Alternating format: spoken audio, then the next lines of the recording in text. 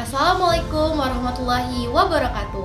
Perkenalkan, saya Nyak Raisya Sultanah, siswi kelas 8 SMP Negeri 3 Kota Banda Aceh. Saya ingin menceritakan tentang salah seorang guru yang sangat menginspirasi saya.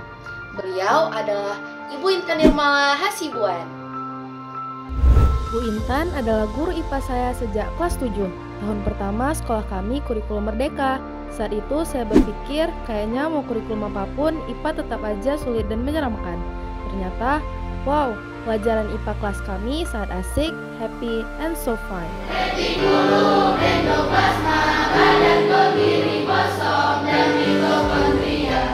Pembelajaran kami sangat mengaktifkan. Jadi kami nggak pernah bosan. Ada-ada saja trik beliau. Kami bisa belajar IPA di lapangan. Kebayangkan serunya pembelajaran kami. Teman yang aktif bergerak terfasilitasi dengan baik. Beliau paham kami hidup di zaman digital. Dengan kemampuan IT yang beliau miliki, sumber belajar beragam kami dapatkan.